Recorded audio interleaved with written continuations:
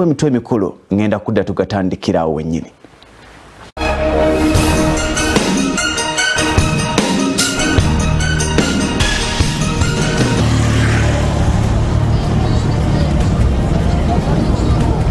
Ebyentambula bisanyaladde, enguudo ziggaddwa nga pulezidenti agulawo akatale ak'e Kasubi.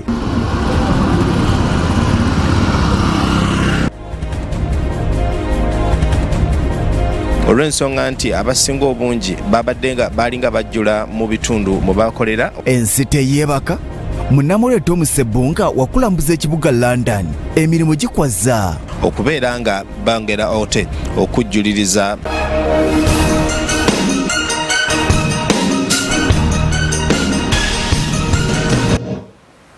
omukulembeze w'eggwanga erya Uganda Yoweri Kaguta Museveni ayongedde amaanyi mu bikulu by'okulwanyisa obuli bw'enguzi ng'agamba nti ku lwaleero ayagala kulaba nga Uganda wetunaatuukira emyaka egijja oba oliawo ng'ebikolwa nga bino biweddemu nga lufumo era atongoza enteekateeka egenda okuyitwamu abantu ba bulijjo okubanga baloopa buli muntu gwe balaba nga agirya n'oyo agigaba batandikirawo okubanga bagirwanyisa n'alabula ab'ebyokwerinda abatula ku misango nga gino nga gibaloopeddwa. President Museveni aweze okusanya obuli bw'enguzi mu ggwanga n'agamba nti wakugumiikiriza nsi kubeera n'abantu balinga nkwa nga babba eggwanga kyokka ne batamanya nti we balikaliza nabo bakalira nalyo. Bino President abyogedde maka g'obwa President Entebbe wabadde atongoza kampeyini y'okwanika abali b'enguzi n'abakenuzi ng'eno eri wansi w'ofiisi ya Kano Edith Nakalema. They want to be prosperous, but they don't look for prosperity in a sustainable way. They want to be rich at the expense of society. They are parasites.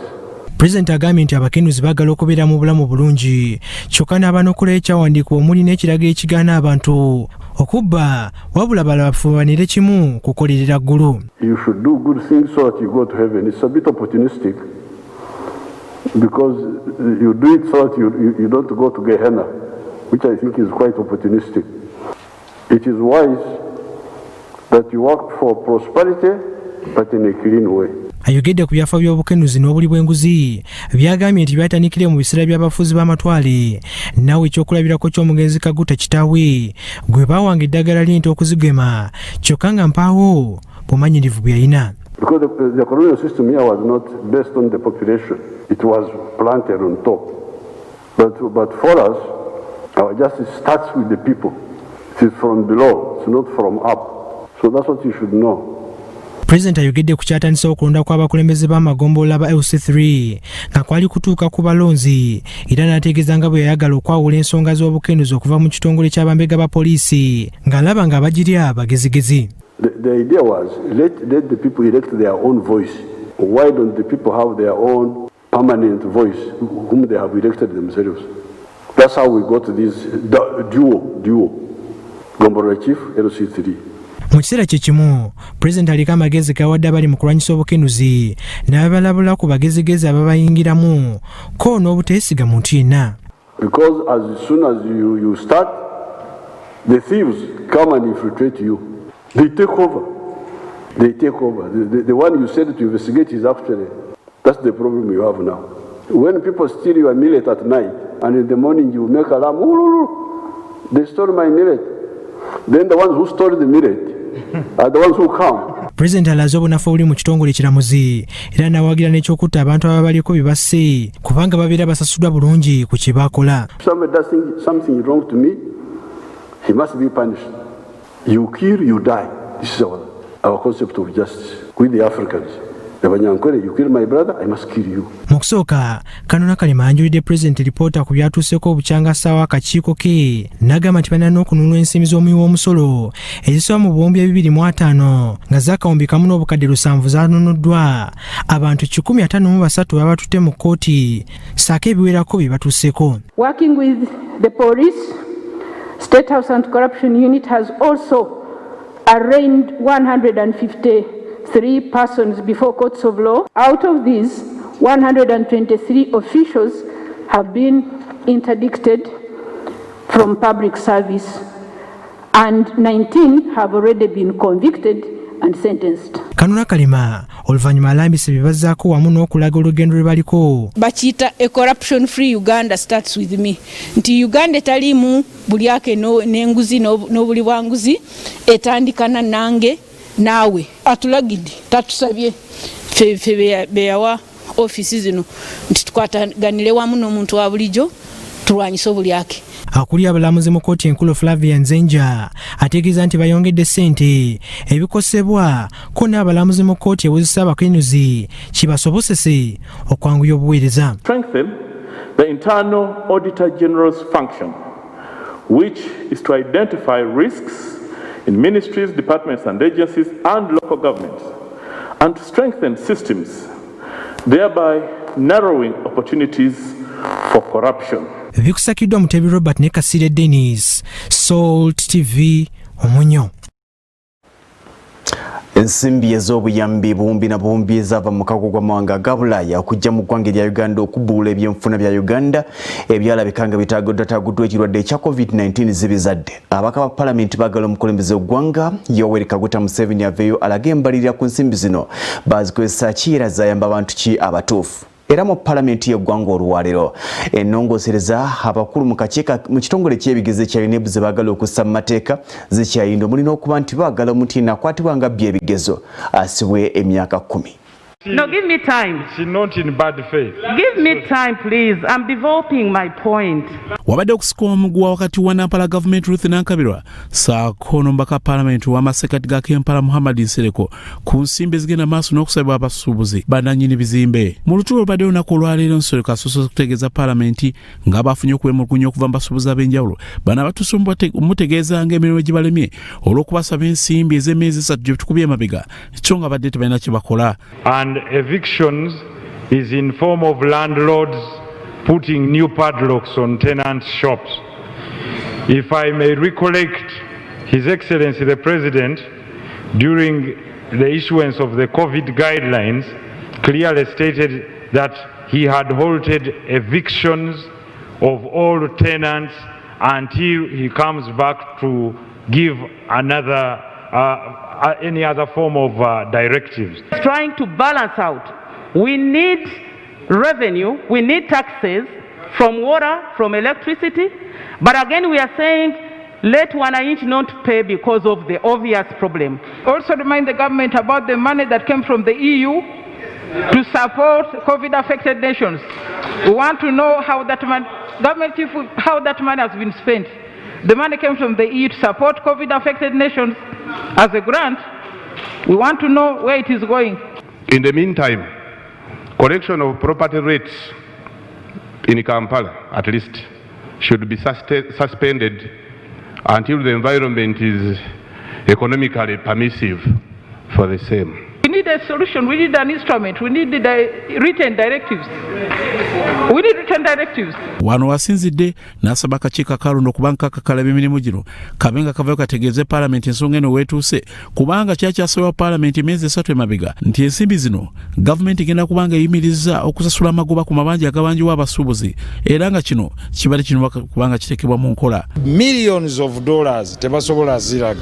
Masks baga Kampala ejja kubeebunye mu weeks 2 batubulire afunye ku masks endala zava mu World Bank ezo sente tunaba kuzitegeera bulungi bwezakora so ndowooza kiri kituufu speaker kyayogera nti kubanga fena twali tukolera wamu ate oludda noono gw'osaba ssente abadde takola babadde ali mu covid fena nga twakola ki tuli mu lockdown. Ebyo ngo bitadde ku mabbali akakiiko ka Paalamenti ak'ebyenjigiriza kakyagenda maaso n'okufusinkana abantu ab'enjawulo ku tteeka erigenda okufuga ekitongole eky'ebigezo leero kasinkana ekitongole ekya UBTEB era nga kino kisabye kibe nga kikkirizibwa okuba n'abantu ku lukiiko olufuzi olw'akakiiko aka UNEB. Abaana abagenda mu matendekero gaffe ffe tutwala abaana basingayo aba UNEB beeyisa abaana bamaliriza P7 bajja mu polytechnics aba senior 4 bagenda mu technical institutes. Akakiiko kano akakwizibwa omubaka okuva Palisa Jacob Poloti era kasinkanye ne bannannyini masomero ago bannannyini abadde bakulembeddwamu Hassan Kirabira.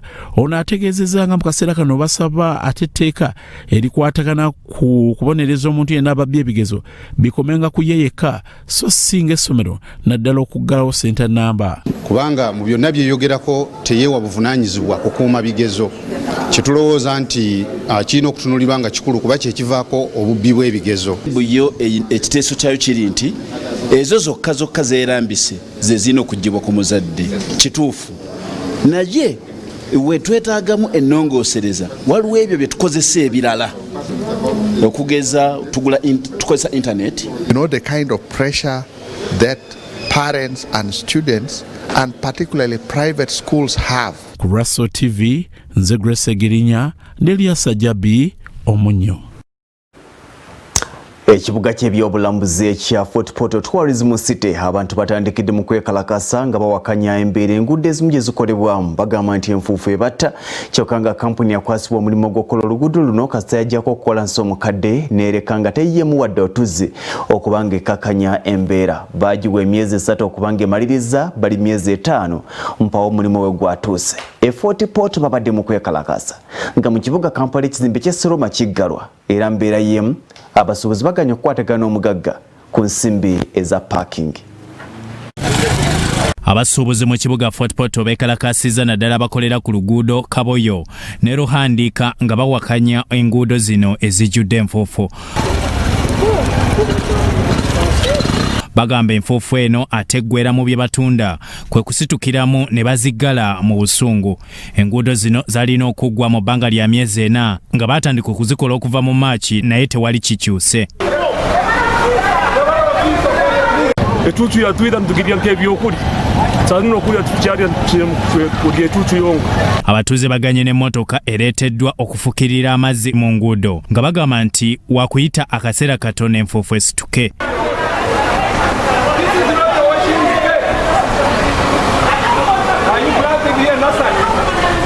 Abasuubuzi baggumiza nti babasuubiza okufukirira oluguudo luno buli lunaku kye batakola. Community of the two roads we have engaged the RDC, we have engaged the mayor, we have engaged the town clerk for long.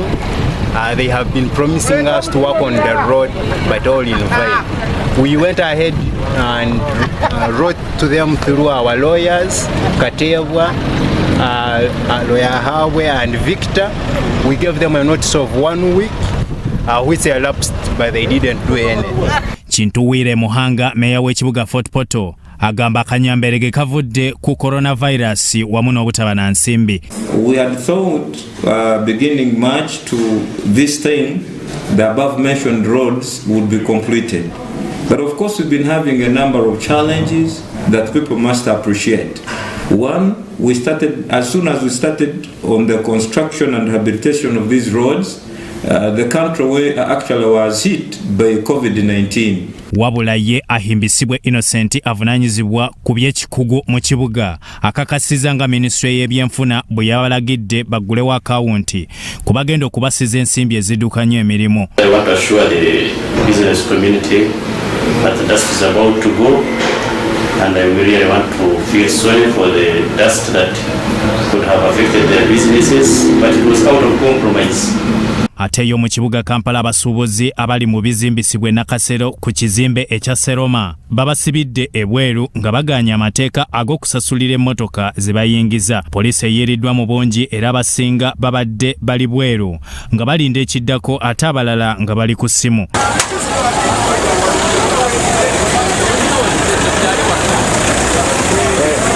Abamu bakutte ebipande okuwandiikiddwa obubaka obuwakanya embeera eriwo evudde ku coronavirus.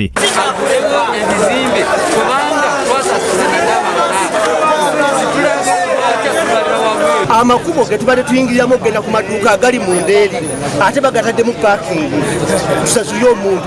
Parking zino zonna eziri wabweru zaali zaffe. Bannannyini kizimbe basazeewo nti abalina amaduuka batandike okusasulira emmotoka ezisimbibwa mu kifo kino kye bawakanya nti abasinga baba bazze kubagulako. Bikuŋŋaanyiziddwa ekitongole ky'amawulire ekya Sorot Television. Ebyalo ebiwerako mu disitulikiti y'Obuyikwe abayi babiri mu mbeera y'okusoberwa olw'ebbula ly'amazzi erituuza n'abamu ku bantu naddala abakyalo okusula nga tebanabye ekibaviiriddeko obuzibu nti ssaawa ena bandirwala endwadde ez'ebuziba kubanga kizibu nnyo omukyalo okumala ennaku bbiri nga tanaabyeko. Kaakati bano bagamba nti amazzi bagatambulira ngendo mpanvu ate nga ne gye bagenda nayo gaabidibwa ekibeera liikiriza nti ssaawa yonna bagenda kufuna endwadde eziva ku bunyaga. Abatuuze mu magombolola 3 mu disitulikiti y'Obuyikwe basatira olw'ekyeya ekitandise okubakosa era nga mu kiseera kino nayikondo ze babadde bafunamu amazzi ezisinga obungi zikalidde ate ng'endala zivaamu amazzi amakyafu nga bamala ennaku nga tebanaaba. Amazzi ge tulina wano ku kyalo kyonna LC yonna ge gano. Amazzi ate okugasunda oyinza okuyisa dakiika nga 3 kyasunda tegana kugwayo ate we gavaayo galinga bitakataka nga gavudde mu kkubo gye musenye mu kkubo. Mu magombolola agasinze okukosebwa kuliko erya Najja, Kiyindi Town Council ne Nyenga. Okusinziira ku batuuze abasangibwa ku byalo bino okuli Bulamazzi, Lukalu, Kyoga n'ebirala bategeezezza nti bayita mu buzibu bw'amaanyi nnyo okufuna ku tuzzi. Amazzi munnange tuli bubi nnyo ku mazzi kati tubisunze naye biringa ttaka lino era ajja kubirabako gatuyisa bubi gajja wala ate gano ge bowa gye tulina evaamu amazzi makyafu. Amazzi tuyita erirwa nangulwe gye tukima amazzi ogusozi gwokka ogusozi gw'amaanyi kuba gutulumya ekifuba ogenda okuvaayo nga wena tokyetegeera bw'oba oli lubuto ng'oli lubuto lutuukidde okuzaala oyinza okuzaalirayo. Bw'otuuka ku byalo bino osangako zinnayikondo ng'ezisinga obungi tezikyava mu mazzi nga n'ezimu osiitaana okugafuna. Abatuuze bagamba nti bamala ennaku eziwerako ng'ebyokunaaba babivuddeko kubanga amazzi ge bafunawo ate basobola geeyambisa mu kufumba. Tuwonaawona kati nga wegwasa weguti tuliweereere tuwonaawona gw'amazzi nnyo. Ekizibu kye tulina wano mazzi oyinza okumala ennaku 3 tunaabye kubanga amazzi tugajja wala nnyo. Ekidomola siringi 10 ng'oli akuyambye okuleetera amazzi tukigula siringi 10. Amazzi gatuliwo wano ekitundu kino kyerukalu gombola Najja naye nga tuli bubi gw'amazzi. Abantu ebidomola bisiibaawo ne basulawo kumpi basula wano nayikondo bagigala ssaawa 3 bagigula ku makya nnyo ssaawa 12 mukiraba abantu bakeera wano naye nga amazzi kyekikulu. Wabula bano batandise okufuna ku ssuubi ery'okufuna ku mazzi amayonjo oluvannyuma lw'okufuna abazira kisa abakwasirizzaako. Mu disitulikiti yonna Buyikwe disitulikiti buli ayagala amazzi kati eno sampo nti kisoboka. Atwala ekitongole eky'amazzi mu disitulikiti y'Obuyikwe Vincent Kavuma Sajjabbi ku lukomo lw'essimu ategeezezza nti bali mu nteekateeka yakufunira abantu bano mazzi ga ttaapu. Olw'okusinziira okuba nti ekyalo nga bwe kiri nti lukalu era bwe kiri nga Bulamazzi one of the areas oba villages mu Buyikwe gye tulina byogerera wano tanka is about to be completed. Bya Eric Yiga, Kurasot TV, Omunnyo.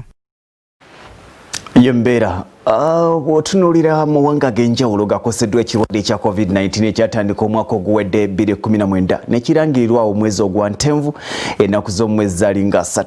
Tubunye emiwabo mu mawanga ag'enjawulo. Eggwanga erya Bungereza ku lwaliro lyakafuna abalwadde aba COVID-19 3,700 n'abagwamu awo ate nga abaakafa COVID-19 mu ggwanga erya Bungereza bali 3,603 n'abagwamu. Era basinze okukosebwa mwe muli ekibuga London ekya Bungereza ekikulu. Muludde nga mumumbuza ndi naye ku line Tom Sebunga agenda kubanga atulambuza ekibuga London embeera eri etya wadde nga bakoseddwa ekirwadde kino n'emirimu gyaddamudde okubanga gikwaza era naye kennyini akola katuwa ebisingawo. Tom, bantu balinze gwe. Omulungi atulaba weeks ziwerere ddala 3 n'okusoba bukyanga lockdown gye bagiriftinga oba gye bagijjawo wano mu UK mu London nga ebitundu ebisinga obungi bigenze bikyuka nga bagenda bongera okukyusa engeri abantu bwe bakola mpozi nate wamu n'emirimu egisinga obungi okubanga batandise okuggulawo mu bimu ebigguddwawo ze restaurants offices ezimu zakkiriziddwa abantu baazo okubanga abaddamu atoka kalabya emirimu gyabwe naye nga bakendeerera ddala olw'ensonga nti abasinga obungi babaddenga balinga bajjula mu bitundu mu bakolera oba tugambe mu offices zaabwe nga zijjuza kati office eyalimu tugambe abantu 100 abantu 5 be bagenda okukola ennaku 2 oba 3 mu wiiki then wiiki ennaku endala eziddako ne banga barotatinga naye nga ebiseera ebisinga n'ebyo baba batasobodde kujja mu offices basigala ewaka nga bakolera they work from home omuzungu nga bwe kyogedde abalala ate bo ne basigala nga bajja okugenda mu offices mu restaurants zo basazeewo streets ezimu okuziggala ne babanga zibagadde restaurants oba amabaala bagakkiriza okuteeka obutebe mu makubo wakati okubeera nga bangera ote okujjuliriza okukendeeza ku mujjuzo tugambe ogw'abantu mu restaurants munda nga tebagala abantu batuula munda basobola okusavingibwa wabweru ate mu birala mpozi betwalabyeko ebitundu ebimu babadde baleeseemu obuntu obusanitizers obw'okukkubo nti abantu abamu bafuna obuzibu oba okwekubiriza okukozesa sanitizers zino so kati kye basazeewo ne baziteeka ku makubo abantu babeere nga babukozesa okuva ku kkubo ne bagamba nti abo ate abagenda okola shopping mu supermarkets balina okwambala masks nga bali mu bantu abangi oba tugambe nga bali mu supermarket era nga mu supermarket zo zennyini ezimu they introduced ekintu ekya one way system nti omuntu abeera atambula nga tasobola kudda mabega bw'aba akola shopping alina kubanga atambula mu zigzag nga one way kwegamba paka ku exit wafulumira nga amaze okusasula ebintu byabaguze nga kyebagezaako okulaba nga beewalira ddala abantu okwesemberera ennyo mu makanisa ate go nawano gakyali masibe naye nga ate ag'abakatuliki oba tugambe n'abaprotestanti bo batandise okukkiriza bagende nga basaba kinoomu ku kinoomu agenda nayingira n'atula naye nga si service namba nti ziba zikkirizibwa okuba nga zitakinga place. Mpozi ate mu kibuga wakati tusanze nti abantu basinze nnyo okwettanira obugaali buno bumaanyi ga kifuba olw'ensonga nti beeraliikirira nnyo okukozesa entambula ey'abantu bonna oba tugambe zino baasi emyufu nga bwe muzirengera bagamba nti olw'okuba zijjuza abantu bangi batera okuba nga bate bayindiba nga batambula n'ekirwadde ekyo okuba nga kiyinza ate okubakwata oba tekibaddamu ate envuunula bibya kano mu kyo abasinga obungi basazeewo okukwata bu pikipiki bwabwe oba n'obugaali buno obupangisibwa wano okubanga bwe bakozesa okugenda ku offices zaabwe ngamba abo bokka abakyakkirizibwa akaseera kano okubanga basigala nga bakyakola naye nga enjawulo yo ekyaliwo y'amaanyi nti omujjuzo ogw'emmotoka si bwe gutera okubeera mu kibuga wano singa embeera eba nteefu kano mu kaseera kano mu bitundu bino byonna bwe tuyita mu budde buno obwa ssama bwe buti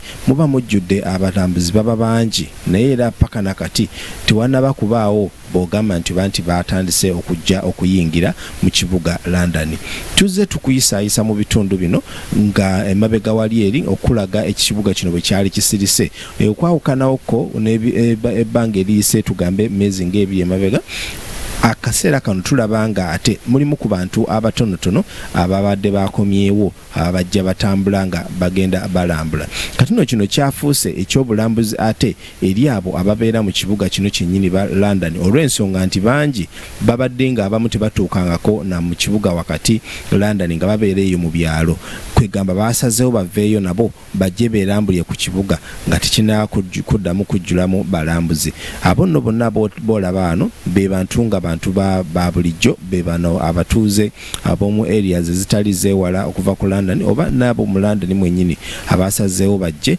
nti batambuleko bate balambule ekibuga kyabwe nga kikyali kisirifu buno we tuyita akaseera kano ekitundu ekiyitibwa Trafalgar Square era nga kyamanyirwa nnyo olutalo olwa Trafalgar eri mwabo mwe abamanyi history oba owa Europe ekitundu kino kye kyamanyirwa ennyo olwakuba nti olutalo lwawangulwa mu kitundu kino kyennyini era kireeta abalambuzi bangi nnyo abatera okujja mu kitundu kino okubanga beerabira ate ku kijjukizo ekya Trafalgar. Era mu kitundu kino kyekimu naffe Uganda we tulina embassy yaffe wano ey'omu London nayo tulengeddeyoko ng'era bakyali wasibe bo nga tebannaba kuggulawo. Kale kwegamba ekibuga kikyali kisanyalavu nnyo okutwaliza awamu. Kale bintu bingi nnyo ebizze bikyukakyuka wano mu Bulaaya betuze tulaba okulaba nga batereza embeera ate wano abantu okubanga embeera edda mu nteeko. Tujja kuba tubungera okubalaga ate ebintu ebyenjawulo ebigenda okuba bigenda mu maaso oba enkyukakyuka yonna egenda okuba egenda mu maaso wano mu Bulaaya. Sigadde Tom Sebbunga ku bwa Salt TV wano mu UK.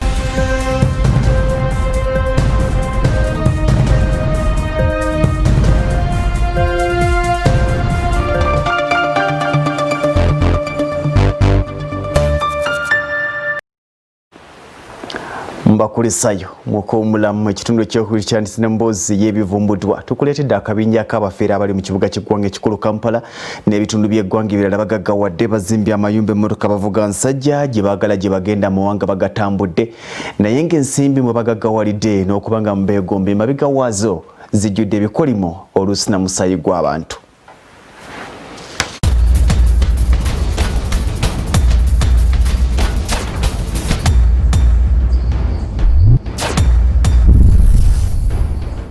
Ebbaluwa ez'ebicupuli ezaakolebwa Afande Henry Muhumuza ne banne bamali baferereka abawala mu Kampala ssente nga mpitirivu ddala zikyankalanyiza ekitebe kya disitulikiti y'e Mubende. Ssentebe waayo Francis Kibuuka Amooti ne yeegaana byonna bye yalabye wakati mu lukwe olw'okufera abawala ssente ng'abalimbye okubatwala mu ggwanga eri Amerika okusoma ebyobulimi awamu n'obulunzi. Muhumuza ne ttiimu ye baajingirira ebiwandiiko okuli sitampu eya ssentebe Kibuuka Amooti. Ssentebe, biwandiiko ki byokola ne byotakola? Olina asaba passport ng'asaba recommendation agenda afune ebiwandiiko by'okutambula bya passport. Ebbaluwa ezo nzisayinize nnyingi, nzisayinize amabaluwa aga university gamba half quota system eno eyajja ba student nga bagenda mu university zebabalondera oba gavumenti zebawaddemu okusomeramu. Ezo nziwandiise ebbaluwa ezo nnyingi. Ogambye nti ofiisi yo kituufu egaba ebiwandiiko katono nnyo. Ssentebe, biba bifaanana biti ebyo? Ekyakimanyi nnyo yakkaawo bange abaheads of departments ate ne basekuritale bange abamu zimanyi naye bino nkyayagala kuginoonyerezaako. Ate era ki? Ate era njagala okukkiriza bwe mba siriiwo waliwo oluusi abateeka emikono ku biwandiiko ababiteekako ateekwa kuba vaisi wange oba sekuritale abanneebuuzizaako ku kakiiko kange aka-executive ne mukkiriza. Si byangu. Tekyandibanga abaakola ebbaluwa zino baazikola nga ssentebe Kibuuka tamanyi oba baaliisa abakozi be ne bakola ebiwandiiko ebikyamu. Ssentebe, lambulula ku kino. Ndabye ekiwandiiko ekyogera ku Babula nga kiri to intimate concern kye bagamba Kibuuka yakisayininga. Kituufu wansi olabayo amanya ga Kibuuka naye signature tebanga yange era olabawo n'akagambo 4 ne signature yennyini abamanye yange eyo tebanga yange. Bino byampuna. Ssentebe akakasa nti sitampu ya ofiisi ye kyokka gwe baayitamu naye tamwekakasa.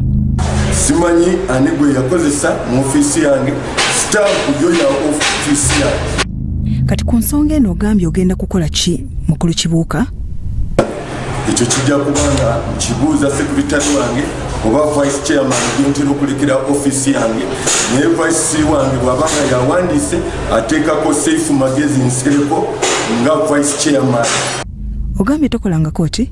amanya Kibuka Francis bazigattirawo amoti ziye yetegeeza bazigattirawo ate olabira ne sigine kyange eriko fo sigine kyeriko si yange ne fondo zakalaga oli yateekako ku lwa Kibuka.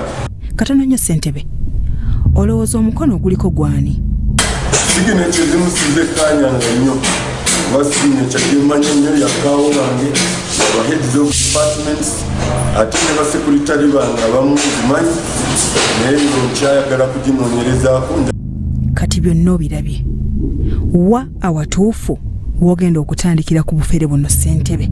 Nja kusaba akwatibwako naddala Babula ajja atubuulire ani yamuwa ebbaluwa eyo bwesaali era yamunnyonnyola ate amukonvinsinge kumukukulira ebbaluwa era bagulewo ofiisi yange amuteereko sitaafu. Olowooza ofiisi yo terimu bituli singa ebiringa bino bivaayo? Olwo bwe kiba nga kirimu ebikyamu tujja kugifuula police case. Ssentebe, nga tumaliriza, ogamba ofiisi yo tekola ki? Oli ayinza okuba yakozesa omukisa ogwo naye ekigendererwa ky'ebbaluwa eyo nawe we yali eraga sikitegeera bulungi era tekiri mu mannya gange nti nze nakisayininga kuba amannya ngalaba naye sikakasa nti kyawandiikibwa si yange. Bingi ebyetooloolera ku bufere Muhumuza ne banne bwe bakola ku bawala mu Kampala. Okimanyi nti bangi baabawa empapula ezitali za bitundu gye babeera. Ddala kituufu bakozi ba ku disitulikiti be baajingirira ebbaluwa eno oba mwalimu amaanyi aga waggulu? Tukyataganjula ekibinja ky'abafere abaliko abawala mu Kampala nga batunze n'amaduuka gaabwe. Bya Robert Mutebi, Salt TV, Omunnyo.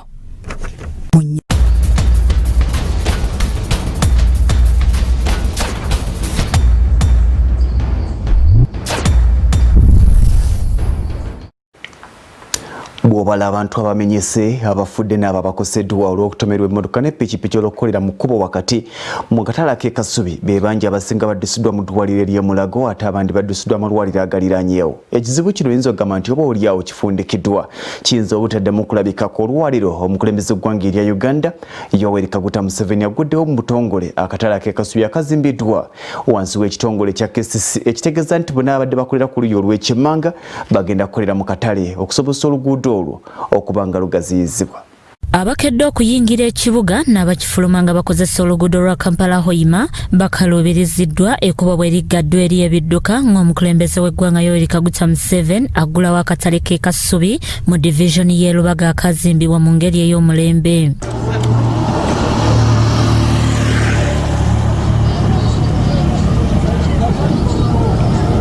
Bangi okugenda okukola batambuzaawo bigere era abasinga entuuyo nga bazisazisa bibatu.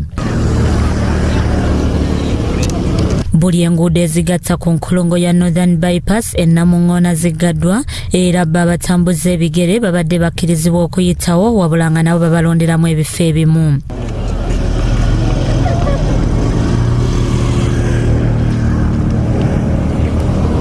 Bo abakozi b'ekitongole kya KCCA abakola omulimu gw'okwera n'okuyonja enguudo zigenze okuwera ssaawa 3 ku makya nga bakyalwera olw'enfuufu erubaddemu.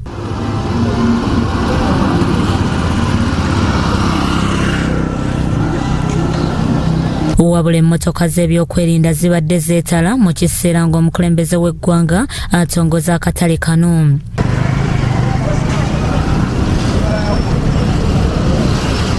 Era wano ebimotoka bya tiyagas nabyo bireeteddwa mu bungi n'ebyamagye agakuuma omukulembeze w'eggwanga. Oluvannyuma lw'okutongoza akatale kano abasuubuzi betwogeddeko nabo balaze essanyu ery'ensusso wabula nga si baakukayingira kati. Akatale tuwulira essanyu lingi kubanga omukulembeze w'eggwanga aze okulaba naye ku matiribona oba omulimu gwatuwadde. Nga tulina we tusobola kudda naye kati tulina we tutandikira. Lega ebiseera bino abakyala baafuuka be bamama be bataata. Nabo ekyo twebaza nnyo omukulembeze w'eggwanga olw'ekyo kyakoze kuba abakyala abatunuulidde nabanga famire zaabwe tezigenda kaaba naye tumusaba kimu newali awabulako ayongerewo tusobole okugaziwa n'abaana baffe basobole okufuna bye bakolera. Zibu Ronald ssentebe w'akatale k'abasuubuzi bano ategeezezza nti essanyu ly'alina terinaalina kuba kye basaba kituukiridde. Abasuubuzi bakusaba otwongere otugulire omukono ogwo tutuuke ku kkubo liri naye bakusaba nga gwe wennyini totusindika mu minisitule totusindika wa gwe wennyini okwate mu nsawo yaffe eryenzibizi. A procured land measuring 1.2 acres and embarked on construction of Kasubi Market at a cost of 1.6 billion. And the markets you have given us, how you want the market to be organized, to be arranged in such a way that within the context of COVID, we must have social distance. Olubalama lw'oluguudo kyetaaga tuteekewo wookuwe ekkubo ery'abasaabazi ekkubo ery'ab'ebigere n'ab'obugaali oludda luli mu luguudo kifo kya motoka tewaliwo kifo kya mmere ku lubalama lw'oluguudo balutya lubalama ku lubalama lw'oluguudo tewaliwo kifo kya mmere. Bya Ora Gabriel ne Chambade Lawrence, Crossroad TV, Omunnyo.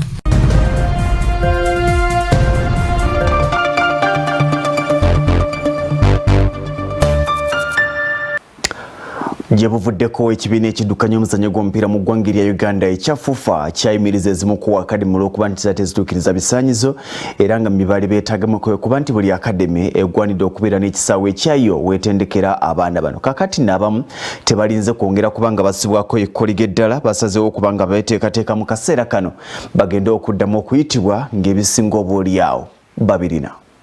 Oluvannyuma lw'ekibiina ekiddukanya omupiira mu ggwanga ekya FUFA okuyimiriza akademi z'omupiira gw'abato batandise okwetereza mu bimu ku bye bali beetaza akademi zino bye bisaawe by'enkalakalira abaana mwe batendekirwa ng'aba Rays of Grace nga bano ne bawangula ekikopo ky'amasomero ga primary omwaka ogwedde ekyateekebwa FUFA bazimba ekisaawe eky'omuddo omuzungu nga kino kipimirwako mita 5.5 kwa 3.6 n'obutundu 5. Kateremi omu ku baddukanya akademi eno agamba nti tebagenda kusosola baana era baakutumbula ebitone. Time esinga okubeera ennungi n'obuwanvu okuba nga tukozesa ekisaawe.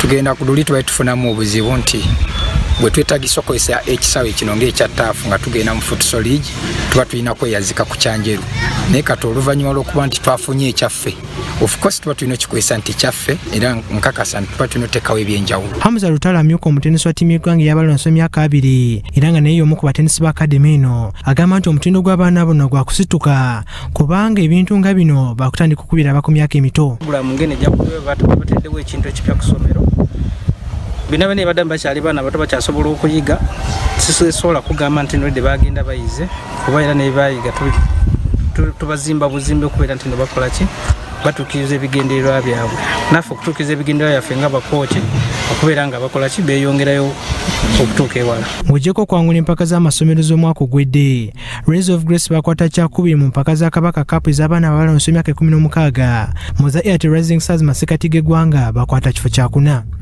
Kabenga Yusuf, Salt TV, Omunnyo.